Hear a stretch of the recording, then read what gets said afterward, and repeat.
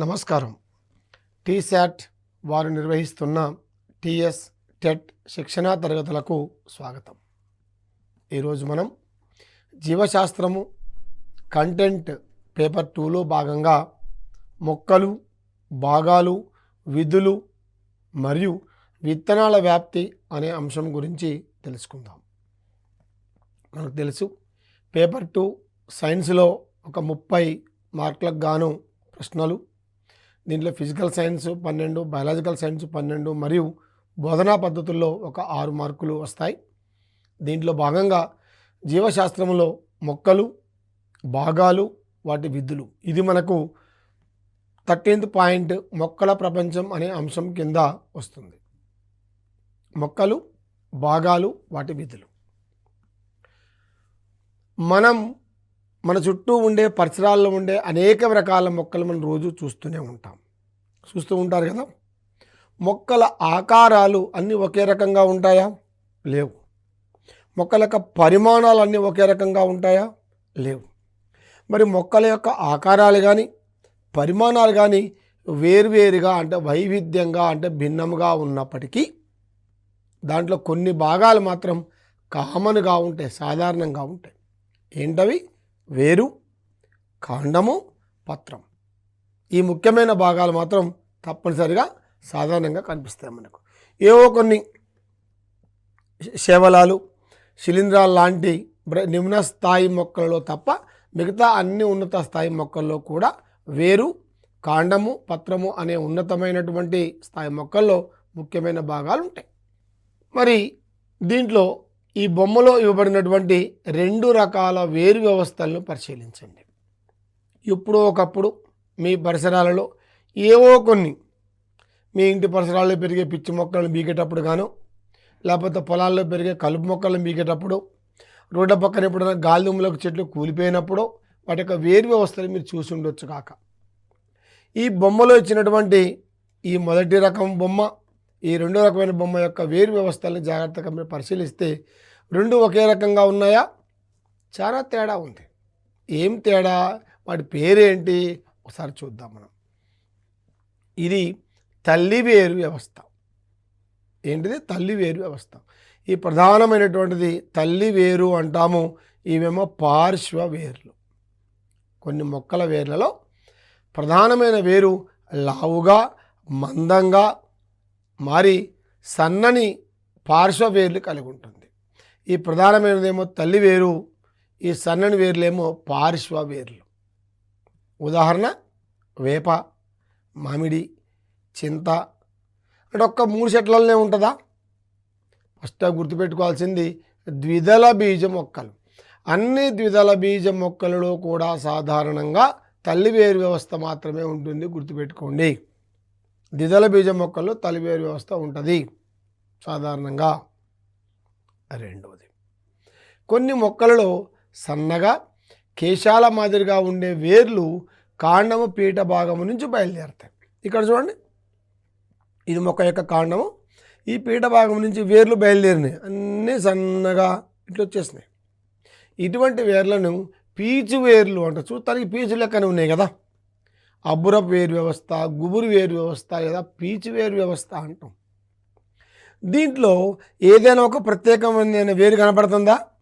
ఏం లేదు. అంటే ప్రధానమైన వేరు అంటూ ఏమీ ఉండదు. అన్ని వేర్లు ఒకే రకంగా ఉంటాయి.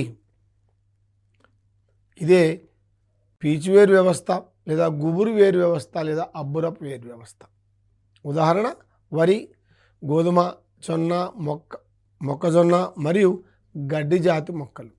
ఇంకా క్లియర్గా ఏం చెప్పుకోవచ్చు మనం? అన్ని ఏకదళ బీజం మొక్కల లోపల ఈ యొక్క పీచు వేరు వ్యవస్థ ఉంటుంది. అది బాగా గుర్తుపెట్టుకోవాలి మనం. ఏకదళ బీజాల మొక్కలు. మరి వేరు వ్యవస్థ గురించి ఇంత ప్రత్యేకంగా చెప్పుకుంటున్నాం కదా. వేరు వ్యవస్థ ఏం పనిచేస్తుంది, ఎందుకు పనిచేస్తుంది, ఎలా పనిచేస్తుంది? ఒక సింపుల్ విషయం చూడండి. మనం ఏదైనా ఒక వస్తువు నిలబెట్టాలంటే దాని కింద ఆధారం కావాలి, లేకపోతే కింద పడిపోద్ది. నేను ఒక వస్తువు నిలబెడుతున్నా, ఉంటుంది ఇట్లనే పడిపోతుంది. అంటే అర్థం ఏంటి? ఎప్పుడు పడిపోకుండా ఉంటుంది? అది ఏదైనా దాంట్లో పాతుకొని స్థిరంగా ఉంటే పడిపోకుండా ఉంటుంది. అట్లా పాతుకొని స్థిరంగా ఉంటే పడిపోకుండా ఉంటుంది. అట్లనే మట్టిలో మొక్క స్థిరంగా పాతుకునేందుకు వేర్లు సహాయపడతాయి. ఫిక్సింగ్, స్థాపన. కొన్ని మొక్కలలో సన్నగా కేశాల మాదిరిగా ఉండే వేర్లు కాండము పీట భాగం నుంచి నీటిని శోషణ కోసం నేల లోపలికి చొచ్చుకొని పోతాయి. వేర్లు మట్టి నుండి నీటితో పాటు నేలలో ఖనిజ లవణాలను కూడా, నీటిలో కరిగి ఉన్న ఖనిజ లవణాలను కూడా శోషిస్తాయి. అంటే వేరు వ్యవస్థ విధుల్లో మనం ప్రధానంగా ఒక 3 విధులను చెప్పుకోవచ్చు. ఏంటా 3 విధులు? వేరు వ్యవస్థ విధులు ఏంటా 3 విధులు? ఒకటేమో స్థాపన, రెండోది శోషణ, మూడోది ప్రసరణ. శోషించినటువంటి నీటిని కాండము మరియు ఇతర భాగాలకు ప్రసరణ చేస్తుంది. ఈ 3 విధులు మనకు సాధారణంగా వేరు వ్యవస్థ యొక్క విధులు. మరి ఇవే ఉన్నాయా? ఇంకా కొన్ని రకాల విధులు నిర్వహిస్తాయి వేర్లు. ఏం పని చేస్తాయి? కొన్ని మొక్కలు ఆహారాన్ని దాచిపెట్టుకుంటాయి. ఎక్కడ? రకరకాల భాగాల్లో దాచిపెట్టుకుంటాయి. కొన్ని మొక్కలు అయితే వేర్లలో దాచిపెట్టుకుంటాయి, మరికొన్ని కాండములో దాచుకుంటాయి, కొన్ని పత్రాల్లో దాచుకుంటాయి. ఇక్కడ చూడండి, ఇది క్యారెట్, ఇదేంటి గుర్తుపట్టారా? ముల్లంగి, ఇది బీట్రూట్. ఈ మొక్కల లోపల ఆహార పదార్థాలు వేర్ల లోపల నిల్వ ఉన్నాయి. అందుకనే వేర్లు ఏమైనాయి? లావుగా మారినాయి. కాబట్టి వీటిని దుంప వేర్లు అంటారు. నెక్స్ట్ ఇది పత్రం. మరి పత్రములో కూడా అనేకమైనటువంటి భాగాలు ఉన్నాయి. ఏం భాగాలు జాగ్రత్తగా చూద్దాం. చూడండి, ఈ మధ్యలో పొడవైన గీతలాగా ఉన్నటువంటి యొక్క ఈ భాగాన్ని నడిమి ఈనె అంటారు. నడిమి ఈనె. ఓకే. మరి నడిమి ఈయన కాకుండా నడిమి ఈనెల నుంచి అనేకమైనటువంటి పక్కకు పోయినటువంటి గీతలు లాంటివి ఉన్నాయి కదా, ఇవన్నిటి కూడా ఈనెలు అంటారు, పార్శ్వ ఈనెలు. మరి ఈ భాగం మొత్తం విప్పారి ఉన్నటువంటి ఈ భాగం మొత్తాన్ని కలిపి పత్రదళము అంటారు. పత్రదళం. మరి పత్రానికి ఒక చిన్న కాడ లాంటి వృంతం ఉంది కదా, ఇది పత్ర వృంతం. మరి పత్రవృంతం ఎక్కడొచ్చి ఆగింది? కాండం యొక్క ఇక్కడ ఆగింది. అంటే కాండం ఇక్కడి నుంచి బయలుదేరింది. ఈ పత్రానికి ఇది ఆధారం, అంటే పత్రపీఠం. ఇది ఈ భాగం అన్నమాట. ఈ రకంగా పత్రంలో కొన్ని ప్రత్యేకమైన భాగాలు ఉంటాయి. బాగా గుర్తుపెట్టుకోండి. వివిధ మొక్కలలో పత్రాలు వివిధ ఆకారాల్ని కలిగి ఉంటాయి. కానీ ఏ పత్రాలు ఏ ఆకారం ఉన్నా సాధారణంగా ఈ భాగాలు అయితే కామన్గానే అన్ని పత్రాల లోపల కనిపిస్తూ ఉంటాయి. పత్రము, ఈనెల వ్యాపనం. పత్రములో మనం ఇంతకు చూసినాం కదా, పొడవుగా ఉండే రేఖలు, వీటిని ఏమంటారు? ఈనెలు అంటారు. మరి ఈనెలు ఒక క్రమ పద్ధతి లోపల వ్యాపించి ఉంటాయి, ఒక నిర్మాణాత్మక పద్ధతి లోపల వ్యాపించి ఉంటాయి. దీన్నే మనం ఈనెల వ్యాపనము అంటారు. ఈ నడిమి ఈనె, దాని నుంచి ఏర్పడ్డ శాఖలు పక్క ఈనెలు. ఈ ఈనెల అమరికను ఈనెల వ్యాపనము అంటారు. పత్రదళము, నడిమి ఈనె, పక్క ఈనెలు ఒక వలలాగా అల్లుకుపోయి ఉంటాయి. ఈ ఈనెలు పత్రదళమంతా వ్యాపించి పత్రానికి ఒక ఆకారాన్ని ఇస్తాయి, ఒక పటుత్వాన్ని ఇస్తాయి. అదేవిధంగా ప్రసరణ లోపల తోడ్పడతాయి. మరి ఎప్పుడైనా ప్రసరణ కణజాలం గురించి గుర్తొస్తే ఇక ఈనెల లోపల కూడా ఉండేది నాలికా కణజాలము లేదా ప్రసరణ కణజాలము మరియు దారు మరియు పోషక కణజాలము కలిగి ఉండేటువంటి కణజాలం. కాబట్టి ఇవి ప్రసరణ లోపల పాల్గొంటాయి. ఇక్కడ చూడండి, మరి ఈనెల వ్యాపనము కూడా వివిధ రకాలుగా ఉంటుంది. వివిధ మొక్కల్లో వివిధ రకాలుగా ఉంటుంది. సాధారణంగా తల్లివేరు వ్యవస్థ ఉన్న అంటే ద్విదళ బీజ మొక్కలలో జాలాకార ఈనెల వ్యాపనం ఉంటుంది. గుర్తుపెట్టుకోండి. ద్విదళ బీజ మొక్కల్లో ఒక 2 మనం గుర్తుపెట్టుకోవాల్సిన అంశం ఉంటుంది. ద్విదళ బీజ మొక్కల్లో ఏముంటుంది? వేరు చూస్తే తల్లివేరు వ్యవస్థ ఉంటుంది. పత్రాల్లో చూస్తే జాలాకార ఈనెల వ్యాపనం ఉంటుంది. ద్విదళ బీజ మొక్కలు అని గుర్తించడానికి ఇవి కొన్ని గుర్తులు అన్నమాట. అంటే ద్విదళ బీజ మొక్కలు తలివేరు వ్యవస్థ ఉంటుంది, జాలాకార ఈనెల వ్యాపనం ఉంటుంది. ఓకే, ఇది తలివేరు వ్యవస్థ, ఇది జాలాకార ఈనెల వ్యాపనము. ఈ 2 కూడా ద్విదళ బీజ మొక్కల్లో ఉంటాయి. ఇక్కడ చూడండి, ఇక్కడ ఈనెల వ్యాపనం ఎట్లా ఉన్నది? ఒక ఈనె ఒక దాని పక్కన ఒకటి అట్లా పొడుగ్గా వ్యాపించింది. ఇక్కడ చూడండి, పీచు వేరు వ్యవస్థ. ఈ రకంగా పీచువేరు వ్యవస్థ ఉన్న ఏకదళ బీజ మొక్కలలో సమాంతర ఈనెల వ్యాపనం ఉంటుంది. అంటే ఏకదళ బీజ మొక్కలు, పీచువేరు వ్యవస్థ, సమాంతర ఈనెల వ్యాపనము, ఇవన్నీ ఆ మొక్కలను గుర్తించడానికి కొన్ని గుర్తులుగా మనం గుర్తుపెట్టుకోవాలి. మరి పత్రము ఏం పనిచేస్తుంది, పత్రం యొక్క విధులు ఏంటి? ఇక్కడ చూడండి, ఏ రకమైన పత్రమైనా కానీ పత్రానికి కొన్ని విధులు ఉన్నాయి. పత్రాలు మొక్క జీవితంలో ప్రధానమైన పాత్ర పోషిస్తాయి. ఎందుకని మనం మొక్కలు ఏమంటాం? Universal producers. ఈ ప్రపంచంలో ఉండే అన్ని జీవులకు ఆహారాన్ని తయారు చేసేటువంటి ఉత్పత్తిదారులు అంటాం మనం. అంటే అవి కిరణజన్య సంయోగ క్రియ జరపడం ద్వారా ఆహార పదార్థాలు తయారు చేస్తాయి. ఆ కిరణజన్య సంయోగ క్రియ జరిపేటువంటిది పత్రాల్లోని ఆకుపచ్చగా ఉండేటువంటి భాగాలే కాబట్టి పత్రాలు. అదే రకంగా పత్రాలు పత్రరంధ్రాలను కలిగి ఉండి వాయువుల వినిమయంలో పాల్గొంటాయి. ఇది పత్రరంధ్రం.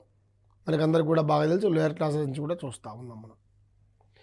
పత్రము లోపల చిక్కుడు గింజ ఆకారంలో కనపడేటువంటి ఈ యొక్క రక్షక కణాలు, వాటి మధ్యలో ఉండేటువంటిదేమో పత్ర రంధ్రము, ఈ చుట్టూ ఉండేదేమో అనుబంధ కణాలు.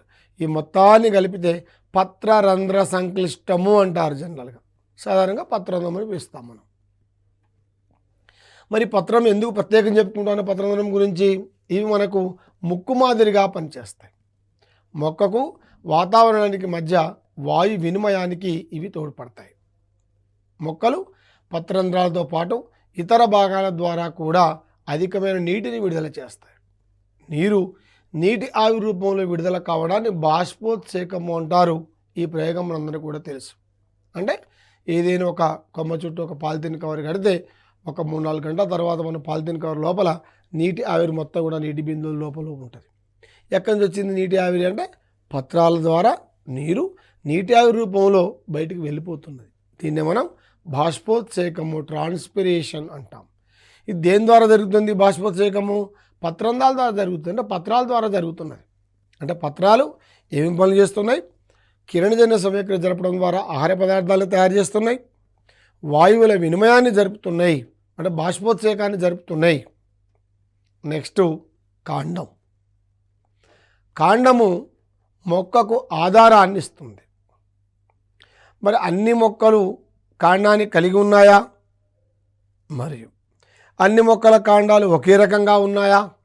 ఇక్కడ కొన్ని మొక్కలు ఇచ్చినాం కదా, అన్ని మొక్కల కాండాలు ఒక్క తిరిగినే ఉన్నాయా? లేవు, ఉండవు కూడా. కాండము మీద ఉండే చిన్న ఉబ్బెత్తు భాగాల నుంచి కొమ్మలు, ఆకులు, పుష్పాలు అభివృద్ధి చెందుతాయి. ఏంటా భాగాలు? కనుపులు అంటాం. ఒక మొక్క భాగం మన చేతికి ఇస్తే అది వేరు భాగమా కాండ భాగమా ఎట్లా గుర్తుపడతారు? కనుపులు కనుక ఉన్నట్లయితే అది కాండము, కనుపులు లేకపోతే వేరు. మీకు గుర్తుండే ఉంటుంది, బంగాళాదుంప, ఆలుగడ్డ, అది భూమి లోపల ఉంటుంది. మరి భూమి లోపల ఉంటే వేరు కావాలి కదా, కాండం ఎందుకంటాం? దాని మీద కనుపులు ఉంటాయి, కనుపు మధ్యమాలు ఉంటాయి, కనుపుల వద్ద నుంచి మొగ్గలు వస్తాయి, కొత్త మొక్కలు వస్తాయి. ఈ రకంగా కాండం మీద ఉండేటువంటి కనుపులు ఆ కాండం యొక్క స్థాయిని నిర్ధారిస్తాయి. అక్కడి నుంచే కొమ్మలు, ఆకులు, పుష్పాలు వృద్ధి చెందుతాయి. కాండం యొక్క విధులు.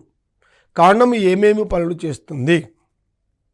ఏం పని చేస్తుందని చెప్పుకున్నాం మనం. వేరేం చేస్తుంది మనం? స్థాపన, శోషణ, ప్రసరణ. వేరు. మరి కాండం ఏం పని చేస్తుంది? వేరు శోషించినటువంటి నీరు మొక్క యొక్క అన్ని భాగాలకు కాండము ద్వారానే సరఫరా అవుతుంది. చిటారు కొమ్మని కొన్ని పత్రాలు ఉన్నాయి. మరి పత్రాలకు నీరు చేరాలి. ఎవరి ద్వారా చేరాలి? కాండము ద్వారానే చేరుతుంది.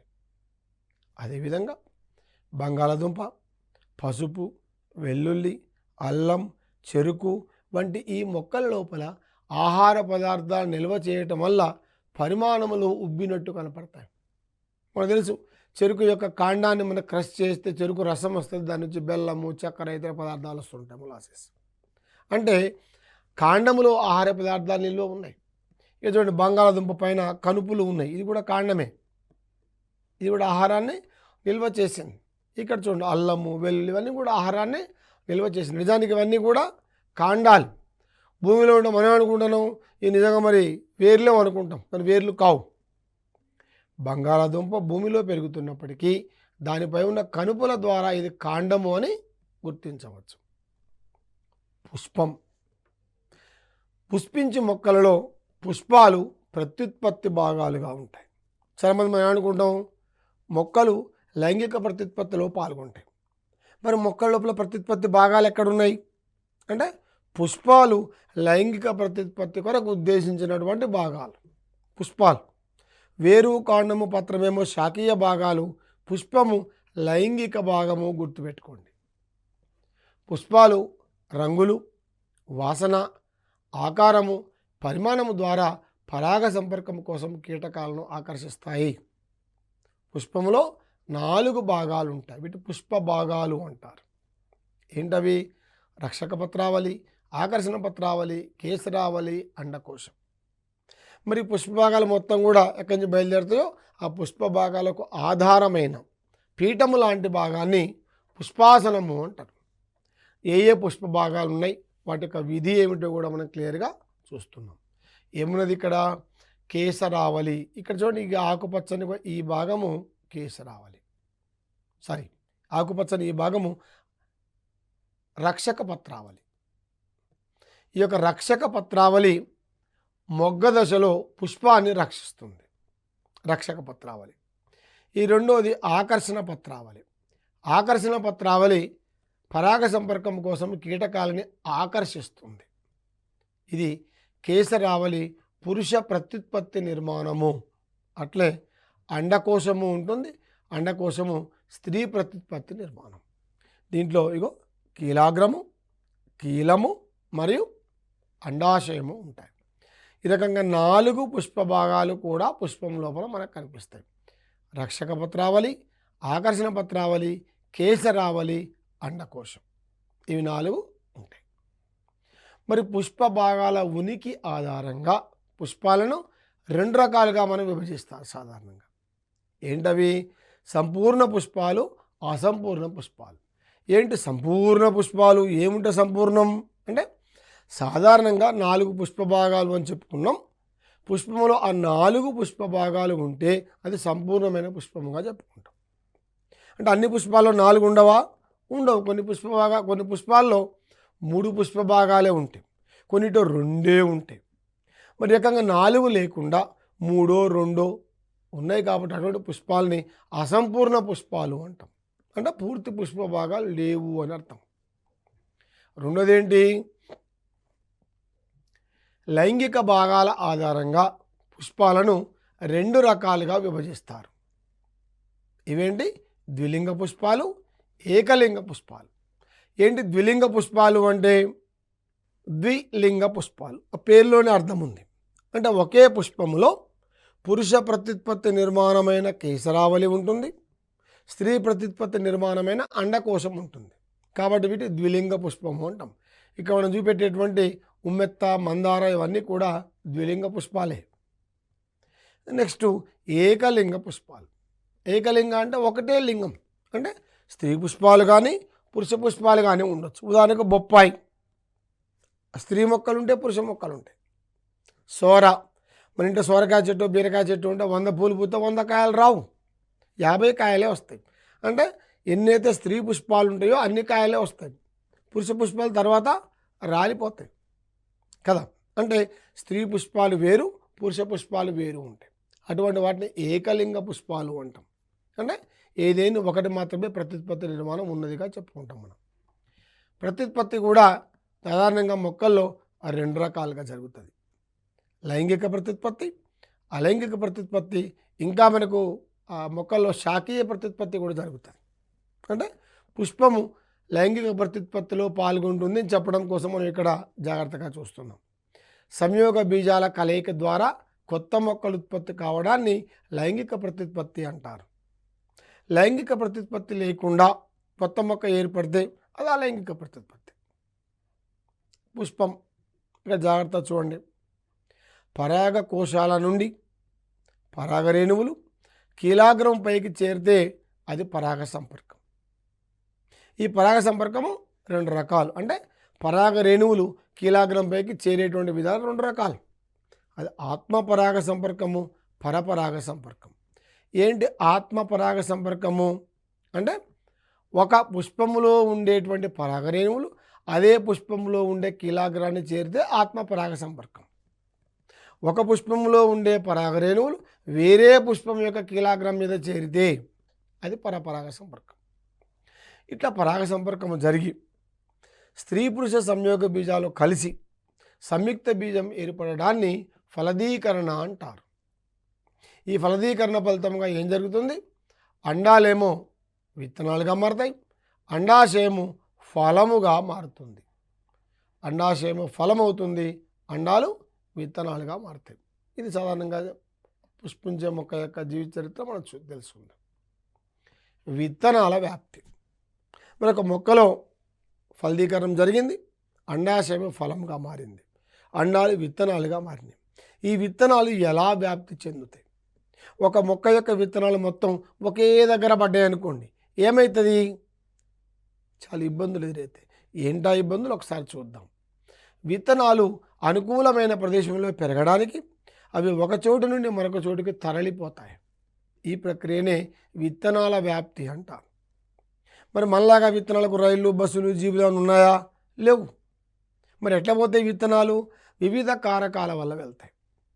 మొక్కలు జీవించడానికి, తర్వాతి తరాలు కొనసాగడానికి విత్తనాల వ్యాప్తి ముఖ్య అవసరం. మరి విత్తనాల వ్యాప్తి జరగడానికి అనుకూలంగా విత్తనాలకు అనేక ఆకారాలు, అనేక పరిమాణాలు, నిర్మాణంలో మార్పులు ఉంటాయి. ఈ విత్తనాల వ్యాప్తి గాలి ద్వారా, నీరు ద్వారా, పక్షుల ద్వారా, వివిధ జంతువుల ద్వారా మరియు ఇతర కారకాల వల్ల, ఇతర కారణాల వల్ల కూడా జరుగుతుంది. ఉదాహరణకు మానవుల వల్ల కూడా జరుగుతుంది. ఒకసారి క్లియర్గా చూద్దాం. మరి విత్తనాల వ్యాప్తి ఎందుకు అవసరం? ఇంతకుముందు మనం అనుకున్నాం ఎందుకు అవసరం విత్తనాల వ్యాప్తి. విత్తనాలు ఒక ప్రదేశం నుంచి ఒక ప్రదేశం పోకపోతే ఏమవుతుంది? అన్నీ ఒక కాన్నే పడితే ఏమవుతుంది? అంటే విత్తనాలు మొలకెత్తి అవి పెరగడానికి సరిపోయే స్థలం కోసం వ్యాప్తి జరగాలి. అవి పెరగడానికి కావలసిన సూర్యరశ్మి కోసం వ్యాప్తి జరగాలి. అవి పెరగడానికి కావలసిన నీరు, ఖనిజ లవణాల కోసం వ్యాప్తి జరగాలి. తల్లి మొక్క మరియు ఇతర మొక్కలతో పోటీ పడకుండా ఉండడానికి విత్తనాల వ్యాప్తి అవసరం. అన్నీ ఒక్క కాన్న పడ్డాయి అనుకో, ఏమవుతుంది? వాటి మధ్య వాటికే ఆ పెరుగుదల కోసం పోటీ ఏర్పడుతుంది. ఉన్న కొద్దిటి తలాయంత సమానంగా పంచుకుంటాయి. ఏ మొక్క సరిగా ఎదగలేదు. పెద్ద మొక్కకి కింద పడ్డాయి అనుకోండి, ఆ నీడకు సూర్యరశ్మి లేదు కాబట్టి మొక్కలు పెరగలేవు. ఈ రకంగా విత్తనాలు వివిధ రకాల కారకాల వల్ల, వివిధ రకాల కారణాల వల్ల కూడా వివిధ ప్రదేశాలకు వ్యాప్తి చెందుతాయి. ఇక్కడ చూడండి, గాలి ద్వారా విత్తనాల వ్యాప్తి. కొన్ని విత్తనాలు గాలి ద్వారానే వ్యాపింప చెందుకుంటూ పోతుంటాయి. మనం కూడా గుర్తుపెట్టుకోవాలి, విత్తనాలు గాలి ద్వారానే పోతున్నాయి అంటే ఆ విత్తనాలు ఎంత తేలికగా ఉన్నాయి. గాలి ద్వారా వ్యాప్తి చెందే విత్తనాలు తేలికగా చిన్నవిగా ఉంటాయి. కొన్ని విత్తనాలకు రెక్కలు, కొన్ని విత్తనాలకు వెంట్రుకలు లేదా ఈకల్ లాంటి నిర్మాణాలు ఉండి తేలికగా ప్రయాణించడానికి అనుకూలంగా ఉంటాయి. కొన్ని రకాల గింజలు గాలిలో తేలుతూ చాలా దూరం ప్రయాణం చేస్తే మరికొన్ని గిరిగిరా తిరుగుతూ తక్కువ దూరం ప్రయాణం చేస్తాయి. సాధారణంగా జిల్లేడు కానీ, డెండాలియాని కానీ, గడ్డి చామంతి కానీ వీటికి విత్తనాలు గాలి ద్వారా వ్యాప్తి చెందుతాయి. మీరు కూడా చాలాసార్లు చూసే ఉండొచ్చు. కొన్ని విత్తనాలు ఇట్లా పారాషూట్ మాదిరిగా పైనేమో ఇట్లా చిన్నగా రెక్కల ఎంటుకల మాదిరిగా ఉంటుంది, కింద ఇట్లా కాడ లెక్క ఉండి ఒక పారాషూట్ మాదిరిగా అట్లా గాలిలో తేలుతూ పోతూ ఉంటాయి. చాలాసార్లు చూసే ఉండొచ్చు మీరు. జిల్లేడు కానీ మీరు కూడా కొంతమంది పిల్లలు ఊదుతూ ఉంటారు. అంటే ఆ విత్తనాలు తేలికగా ఉంటాయి. గాలి ద్వారా వ్యాప్తి చెందడానికి తగిన అనుకూలనాలు ఆ విత్తనాల్లో ఉన్నాయి కాబట్టి అవి గాలి ద్వారా వ్యాప్తి చెందుతూ ఉన్నాయి. 2, నీటి ద్వారా విత్తనాల వ్యాప్తి. మరి ఏదైనా వస్తువు నీళ్ళనిస్తే మునుగుతుంది కదా, మరి నీళ్ళలో తేలుకుంటానో నీటి వాలుకు అనుకూలంగానో నీళ్ళలో పోవాలంటే ఏముండాలా? నీటి ద్వారా వ్యాప్తి చెందే వాటిలో విత్తన బాహ్య కవచంలో గాలితో నిండిన ఖాళీ స్థలాలు ఉంటాయి. మరికొన్ని రకాల విత్తనాలు పీచుతో కప్పినట్లు ఉంటాయి.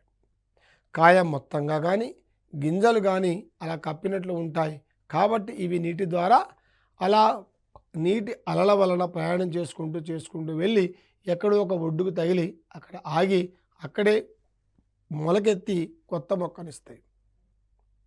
కలువ, తామర ఈ మొక్కలు కానీ, కొబ్బరి కానీ ఇట్లా నీటి ద్వారా వ్యాప్తి చెందే విత్తనాలకు ఒక ఉదాహరణ. కొబ్బరికాయ చుట్టూ పీచు ఉండటం వల్ల అది నీటిపైన తేలుతుంటుంది, మనకు కూడా తెలుసు. అది ఒకసారి నీళ్ళలో పడితే, తీర ప్రాంతాల్లో కొబ్బరికాయలు నీళ్ళలో పడితే గాలి అలలకు తేలుకుంటూ వెళ్ళి ఎక్కడ ఒడ్డు ఉంటే అక్కడ ఆగి అక్కడ మొలకెత్తుతాయి. పక్షుల ద్వారా, జంతువుల ద్వారా విత్తనాల వ్యాప్తి. మరి పక్షులు, జంతువులు ద్వారా విత్తనాల వ్యాప్తి జరగాలంటే ఆ విత్తనాలకు, ఆ ఫలాలకు ఒక ప్రత్యేక లక్షణం ఉండాలి. ఏంటా లక్షణం? జంతువుల ద్వారా విత్తనాలు చాలా రకాలుగా వ్యాప్తి చెందుతాయి. కొన్ని కండగల పండ్లను జంతువులు తింటాయి, విత్తనాలను విసర్జిస్తాయి. ఒక్కోసారి చూడండి, మన ఇంటి వెంటిలేటర్ దగ్గరనో, మన బడి పైకప్పు దగ్గరనో, పాటుపడ్డ గోడల పైనో మొక్కలు మొలుస్తూ ఉంటాయి. అక్కడ విత్తనాలు కూడా నాటిండు, మనం పోయి అక్కడ మొక్కలు అర్ధారం వేసినాం, కానీ మొక్కలు వచ్చినాయి. ఎట్లా వచ్చినాయి అంటే పక్షులు కండగల పండ్లని తింటాయి, ఆ కండను అరిగించుకుంటాయి, విత్తనాలు వాటి విసర్జన మార్గం ద్వారా బయటకు వచ్చేసి అక్కడ పడతాయి, కాబట్టి అక్కడ మొలకెత్తుతాయి. మరి ఈ జంతువుల ద్వారా విత్తనాలు వ్యాప్తి చెందాలి అంటే అవి కండగల ఫలాల్ని ఆ పక్షులు తిని వాటి విసర్జించడం వల్ల ఆ విత్తనాలు ఆయా ప్రాంతాల్లో పడి మొలకెత్తుతాయి. అదే రకంగా కొన్ని విత్తనాలకు చూడండి కొక్కాలు ఉంటాయి, కొన్నిటికి ముళ్ళు ఉన్నాయి. మనం కూడా అప్పుడప్పుడు ఆ పొదల్లో అట్లా నడుస్తూ వెళ్తున్నప్పుడు, తోటలో నడుస్తూ వెళ్తున్నప్పుడు ఇవన్నీ మన దుస్తులకు కూడా అంటుకుంటాయి. మనం ఎప్పుడో చూసుకుంటాం, అవన్నీ తర్వాత వదిలించుకుంటాం మనం. ఇట్లా కొక్కేలు, ముళ్ళు, వెంట్రుకల లాంటి భాగాలు కలిగిన పండ్లు ఇలా అంటుకుంటాయి. గింజలు జంతువులకు అంటుకొని సుదూర ప్రాంతాలకు తరలిపోతాయి. గోరింక, బుల్బుల్ పిట్ట, కాకులు మొదలైన పక్షులు ఈ వేప రకరకాల పండ్లని తింటాయి. తిని ఆ గింజలు ఏమవుతాయి, పండు మొత్తం భాగమంతా పక్షుల ఆహార వాహికలో జీర్ణమవుతుంది. విత్తన కవచాలు మెత్తగా మారుతాయి. పక్షుల రెట్టెల ద్వారా విత్తనాలు బయటకు విసర్జించబడతాయి, అవి అక్కడ మొలకెత్తుతాయి. ఇక్కడ చూడండి గురిగింజలు, కొన్ని చూడగానే పోయి భలే పండ్లను తింటాయి పక్షులు, తెరిచితే గురిగింజలు జీర్ణం కాదు, అట్లా బయటికి వెళ్ళిపోతుంది, ఎక్కడో చక్కగా మొలకెత్తుతుంది. మరి తోట నడుస్తున్నప్పుడు కూడా మన దుస్తులకు కొన్ని రకాల పళ్ళు విత్తనాలు అంటుకుంటాయి, వాటి కొక్కేలు ముళ్ళు ఉంటాయి. కొద్ది దూరం వచ్చినాక మనం బయట పడేస్తాం, అక్కడ అవి మొలకెత్తుతాయి. కొన్ని రకాల విత్తనాలు ఏమైతే జిగురుగా ఉంటాయి, పక్షుల ముక్కులకు అతుక్కుంటాయి, అవి ఎగురుతూ పోతూ ఉన్నప్పుడు కొద్ది దూరం పోయిన తర్వాత అవి రాలిపోతాయి, అక్కడ మొలకెత్తుతాయి. అదే రకంగా మానవుల ద్వారా, ఇప్పుడు ఇక్కడ చూడండి, మనకు ఎవరైనా ఫంక్షన్లకు పోతే మధ్యకాలంలో చక్కటి బొకేలు ఇస్తున్నారు, కొంతమంది పూల మొక్కలు ఇస్తున్నారు. మనం ఏం చేస్తాం, హైదరాబాద్లో ఒక పూల మొక్క మీకు ఇస్తే ఆటోమేటిక్గా మీ ఇంటికి తీసుకొని వెళ్ళి భద్రంగా అక్కడ పెంచుకుంటారు. అంటే ఇక్కడున్న మొక్క, ఇక్కడున్న విత్తనాలు మన దగ్గర వ్యాప్తి చెందిస్తున్నాం. అంటే రకరకాల మొక్కలు కూడా వివిధ దేశాల నుంచి, ఖండాలు దాటి మన దేశం కూడా వచ్చింది. ఫర్ ఎగ్జాంపుల్ టమాటా మన దగ్గర బాగా వాడతాం, కానీ టమాటా కూరగాయ మన దేశంది కాదు, ఐరోపా వర్తకులు వచ్చినప్పుడు అక్కడి నుంచి తీసుకొని వచ్చారు. అట్నే ఇలా ప్రపంచమంతా చెరుకు పండిస్తున్నారు, కానీ ఆ చెరుకుని ప్రపంచాన్ని పరిచయం చేసింది భారతదేశం. ఇట్లా విత్తనాలు ఒక ప్రదేశం నుంచి మరో చోటికి మానవుల ద్వారా కూడా వెళ్తాయనడానికి ఇది ఒక మంచి ఉదాహరణ. పేలడం వల్ల విత్తనాల వ్యాప్తి. మీరు ఇప్పుడు కనకాంబరం పువ్వుల మొక్క విత్తనాలు చూసారా, నీళ్ళు చల్లితే చట్న పేలుతాయి, సౌండ్ వస్తుంది, సౌండ్ వచ్చి టక్కున దూరంగా పోయి పడిపోతాయి. అట్లా పెసర, మినుము, కంది, ఈ గురిగింజ ఇటువంటి ఏమవుతాయి, ఎండకు బాగా ఎండిన తర్వాత అవి ఒక పెద్ద శబ్దంతో, టప్పని శబ్దంతో పేలిపోయి ఆ యొక్క ఫల కవచము ముడుచుకొని పోతుంది. ఈ రకంగా ఎండినప్పుడు గుళిక పేలి విత్తనాలు చాలా ఒత్తిడితో పరిసరాల్లోకి చెల్లాచెదరవుతాయి. ఈ రకమైన విత్తనాలు బెండ, ఆవ, బఠానీ లాంటి మొక్కల్లో చూడవచ్చు.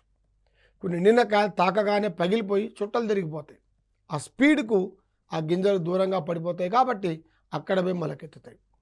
ఈ విధంగా వివిధ కారకాల వల్ల, వివిధ కారణాల వల్ల కూడా విత్తనాల వ్యాప్తి జరుగుతుంది. మనం ఈ ఎపిసోడ్లో ముఖ్యాంశాలు ఒకసారి పరిశీలిస్తే, మొక్కలు ఆకారాలు, పరిమాణాల్లో వైవిధ్యం ఉన్నప్పటికీ అన్ని మొక్కల్లో సాధారణంగా వేరు, కాండము, పత్రం అనే భాగాలుంటాయి. వేరు శోషణ, స్థాపన, ప్రసరణ అనే విధులు నిర్వర్తిస్తుంది. కాండము ప్రసరణ విధులు నిర్వర్తిస్తుంది. పత్రము కిరణజన సమయక్రియ, వాయువుల వినిమయము, బాష్పోత్సేకం జరుపుతుంది. ఇంకా ఇతర ప్రత్యేక విధులు కూడా ఇవి చేస్తాయి. పత్రతలములో ఈనెల అమరికని ఈనెల వ్యాపనం అంటాం. అదే రకంగా విత్తనాల వ్యాప్తి గాలి, నీరు, పక్షులు, జంతువులు, మానవుల ద్వారా కూడా విత్తనాల వ్యాప్తి జరుగుతుంది. ఇది విత్తనాల వ్యాప్తి సంబంధించినటువంటి అంశం. ఈ ఎపిసోడ్లో మనం మొక్కలు, భాగాలు, వాటి విధులు మరియు విత్తనాల వ్యాప్తి అనే అంశం గురించి తెలుసుకున్నాం. మరొక అంశం గురించి తెలుసుకోవడానికి గాను మళ్ళీ కలుసుకుందాం. నమస్కారం.